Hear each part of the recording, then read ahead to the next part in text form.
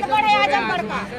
आजमगढ़ का मारवाड़ है, या तो ऊपर से उन्होंने गोली मारी है, या तो ऊपर से या तो नीचे।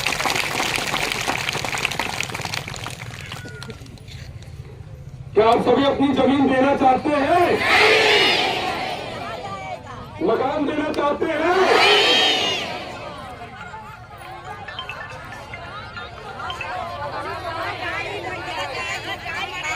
नेताजी, मैं चाहूंगा कि आप ही मिल लें और बीच में मैं क्या करूं, आए एक जोरदार ताली के साथ रामचंद्र भैया से मुलाकात करें। आप सबकी बातों को सुन करके आप सभी से रूबरू होंगे। बीच में हमारा कोई काम नहीं। धन्यवाद।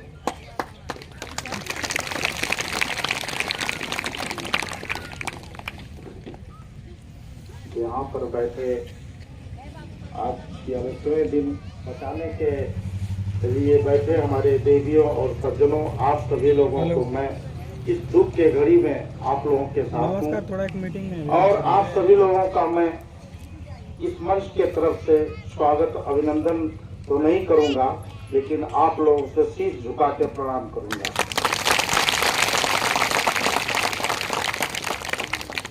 साथियों, आप लोग का जो मकसद है,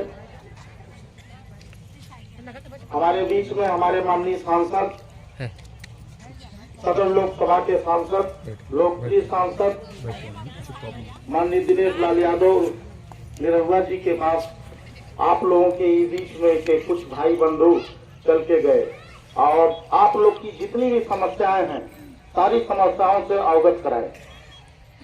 उस समस्याओं से अवगत होने के बाद ये पता चला कि मौके पर जो आपका अभिलेखी साक्ष्य है, जो आपका कागज में दर्ज है, और मौके पर जो असली साक्ष्य है, दोनों का मिलान करना जरूरी है। कुछ चीजें हैं, देखिए देश विकास की तरफ बढ़ रहा है, अधिकांश भी जरूरी है, लेकिन किसी का गर्दन दबा के या किसी को दुख करके विकास नहीं जरूरी है। हमें वो काम करना चाहिए। मैं इतना जानता हूं साथियों, देवियों और सज्जनों, कि जिस काम को करने से कोई पीड़ा होती है उसे पाप कहते हैं, और जिस काम को करने से कोई सुख की अनुभूति होती है उसे पूरे काम कहा जाता है। तो जिस काम में हमारे इतने ढेर सारे किसान भाइयों, माताएं, बहनें को अगर किसी प्रकार से समस्या है तो उस समस्या का निदान भी होना चाहिए। आप अपनी बात को रख रहे हैं, सरकार अपनी बात को रखी हुई है। अब उसमें यही मिलान करना है कि जो सरकार कर रही है और जो आप कर रहे हैं उसमें क्या अंतर है। जब अंतर भली भांति आपको और सरकार को पता चल जाएगा तो निश्चित ही यह काम भी होगा और आप लोग को कोई तकलीफ भी नहीं होगी। मैं ये वादा कर रहा हूँ, मेरे सांसद जी ने कहा है कि सुंदर भाई आप जाइए, हम लोग किसान के बेटे हैं, मजदूर के लड़के हैं, हम भी लोग धरती में काम करके गेहूं धान अन्न उगा के यहाँ तक आज पहुँचे हैं। तो आप जाइए, हमारे बीच में जो भी समस्याएं आ रही हैं, एयरपोर्ट को लेके तरह तरह की बातें उठ रही हैं, उन समस्याओं को आप खुद जाके स्थल का निरीक्षण करिए और एक एक लोगों से मिलिए, उनसे पूछिए कि क्या बात है, आप क्यों परेशान है। आज उसी सिलसिले के तहत मैं आप लोगों के बीच में आया हूँ। आप लोगों को यही मैं एक सामंजस्य बनाने के तौर पे आया हूँ कि आप लोग अपनी बात रखिए। सरकार ने अपना जो काम करना था वो कर दिया आपके अनुसार। आपको एक आपका सामान है कि हमारी जमीन जा रही है, हम खेती बाड़ी नहीं कर पाएंगे, हम अपना जीवन चलाने में असमर्थ रहेंगे, तो ठीक है, सरकार का कुछ नियम कानून होता है, उस नियम को देखते हुए जिसमें आपका भी भला हो और सरकार का भला हो, वही काम हम लोग करेंगे। तो साथियों, किसी प्रकार का आप भारतीय जनता पार्टी जो सरकार चल रही है, उत्तर प्रदेश से लेकर सेंट्रल गवर्नमेंट में भारतीय जनता पार्टी की सरकार चल रही है। यह सरकार किसानों की सरकार है, गरीबों की सरकार है, दलितों की सरकार है, सर्व समाज की सरकार है। सभी समाज के उत्थान के लिए काम कर रही है। लेकिन कहीं से किसी प्रकार का यदि आप लोग में मतभेद हुआ है, उस मतभेद को भी हम समाप्त करेंगे। उसी मतभेद को समाप्त करने के लिए माननीय सांसद महोदय आपके पास हमें भेजे हैं, और मैं पूर्ण विश्वास दिलाता हूं, मैं भी आपके एक किसान का बेटा हूं, मेरी भी पढ़ाई लिखाई एग्रीकल्चर से हुई है।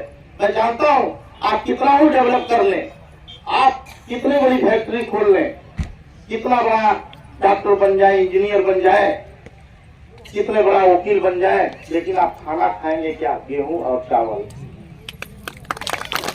एक एग्रीकल्चर की कहावत है कि agriculture is the culture of all culture, मतलब कृषि सभी सभ्यताओं की जननी है।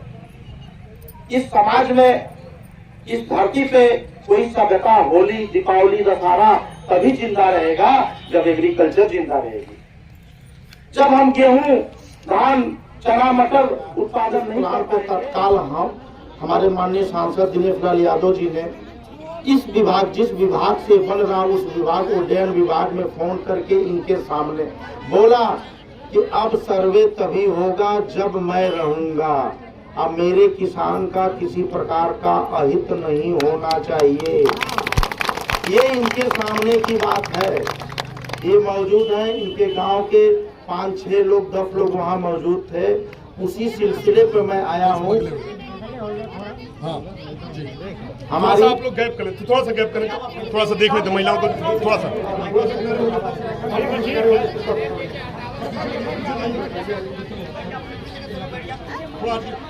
अगर पूरा काम करने से अगर हमारे जनता को नुकसान हो रहा है तो वो काम नहीं होना चाहिए।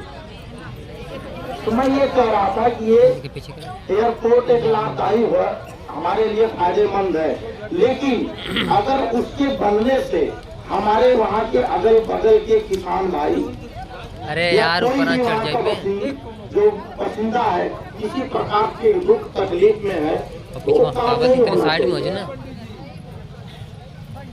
तो क्या मैंने गलत आपसे बताया? आपकी बातों को सुनने के लिए आया हूँ। आप अपनी बात बताएंगे, आपकी बातों को रखा जाएगा। जब तक कोई आपका संदेश वाहक नहीं होगा, जब तक आपके बीच का कोई सामंजस्य नहीं होगा, जब तक आपके बीच का कोई प्रतिनिधि नहीं होगा, जब तक सरकार को जाके बताएगा नहीं, तब तक सरकार को भी नहीं पता चल पाएगा कि जमीन पर क्या हो रहा है। किताब कापी में आप लोगों ने 46 दिन से अपने शांति का एक प्रतीक दिया है, शांति का माहौल बना के रखा है, तो अब भी आप शांति बना के रखिए। आपका किसी प्रकार का हमारी सरकार अहित नहीं चाह रही है, लेकिन जब तक सरकार को सही कोई बताने वाला नहीं मिलेगा, सरकार क्या पता चलेगा। तो माताएं, बहनें, मेरे भाइयों, नौजवान साथियों, मीडिया के बंधुओं, आप सभी लोगों से मेरा विनम्र निवेदन है कि इस कार्य में आप लोग सहयोग करिए, सामंजस्य बैठा के आप अपने तरीके को बताइए, और वो तरीका आज 1 घंटे 2 घंटे में आप अपना बता दीजिए। इसको मैं शाम तक 10 बजे रात तक, कल सुबह तक जो आपकी प्लान है, जो आपकी योजना है, वो केंद्र सरकार में पहुंचा दी जाएगी। और उसके बाद जब भी अब सर्वे होगा तो उसमें आप लोगों के साथ के लोग प्रतिनिधि के रूप में काम करेंगे। इस बात पे सहमत है आप लोग कि आपके बीच का जब कोई सर्वे होगा तो आपके बीच का आदमी रहेगा। अगर ये कहेगा कि नहीं ये चीज चाहिए तो वहाँ सर्वे नहीं होगा, अगर ये कहेगा चाहिए तभी होगा। तो आप इस बात पे तो रहिए कि जो आपने जिस व्यक्ति को आपने चुना है, अगर वो व्यक्ति के खिलाफ काम होगा तब कहिएगा कि सरकार गलत काम कर रही है। तो साथियों, हम आपको दबा के, आपके कुचल के कोई ऐसा काम नहीं कर सकते। फिर से मैं विनम्र निवेदन करते हुए आप सभी साथियों को, आप सभी माताओं बहनों को ये आश्वस्त कर रहा हूँ कि आपका कोई नुकसान करके कोई भी कार्य ऐसा नहीं सरकार करेगी जिसमें आपका नुकसान हो। यह बात बोलते हुए मैं अपने वाणी को विराम दे रहा हूँ। जय हिंद, जय भारत, भारत माता की वंदे वंदे। क्षमा प्रार्थना हूं मैं सर। हम अपना व्यक्तिगत काम करने नहीं जा रहे, और हम आपको बता दें ये संगठन का काम हो रहा है। ऐसी अगुवाई लेके चलना बहुत बड़ी बात है। आज हमारे ऊपर न जाने कितनी उंगलियां भी उठ रही हैं। जमीन एक बार बता दिया गया आपको कि जमीन जब आप देंगे तबे जाएगी। कसम खा के बैठिए कि जमीन नहीं देंगे किसी कीमत पे। तो हमारे कहने से जाएगी, किसी के कहने से नहीं जाएगी। 80% जब तक नहीं देंगे तब तक कोई जमीन लेगा नहीं। ये बात आपको सरकार बताती खुद है। तो फिर किस बात की लड़ाई कर रहे हैं? आए हमारे बीच, आप बैठिए बैठिए बात करो, अब बैठिए। आपके बीच एक बात सिर्फ, ये मंच पर सबका स्वागत है, सबका। और एक बात सिर्फ इन्होंने कही कि एयरपोर्ट बनेगा और इसी पे आप कूदने लगे। आगे की बात आप सुने नहीं। एयरपोर्ट बनेगा जैसा आपका मन है वैसा, यहां नहीं बनेगा तो नहीं बनेगा, बस यही बात हुई। आप कहां एयरपोर्ट बनेगा उसका जिम्मेदार है, आप नहीं है। बने जाओ मता, लेकिन आपको जमीन नहीं देनी है। आप इसी के लिए धरना कर रहे हैं, नेताजी खुद देख रहे हैं, फिर इसमें बवाल करने की कोई बात नहीं है। एयरपोर्ट हम नहीं बनने देंगे, ये हमारा मोटिव सही है, तो हम इसी पे हैं। और नेताजी खुद कह रहे हैं कि एयरपोर्ट यहां नहीं बनेगा क्योंकि जमीन और मकान और ये इंसान तीनों को रौंद कर एयरपोर्ट का यहां पे सपना नहीं देखा जाएगा। सुनेगा यही सही। आज की बात यही खत्म होती है और मैं बहुत बहुत धन्यवाद देता हूं। एक विकल्प निकालेंगे, अब ये सरकार का काम है, वो क्या करेगी। आज आपके बीच उस पक्ष से, जिस पक्ष के लिए हम बात कर रहे थे बार बार, उस पक्ष से बात आई। अब आप ये जिद के साथ अड़े रहिए कि आपको जमीन नहीं देनी। तो जय जवान, जय जवान। कौन बनाता हिंदुस्तान, कौन बनाता हिंदुस्तान। इंकलाब, इंकलाब। बहुत बहुत धन्यवाद सर, बहुत अच्छा।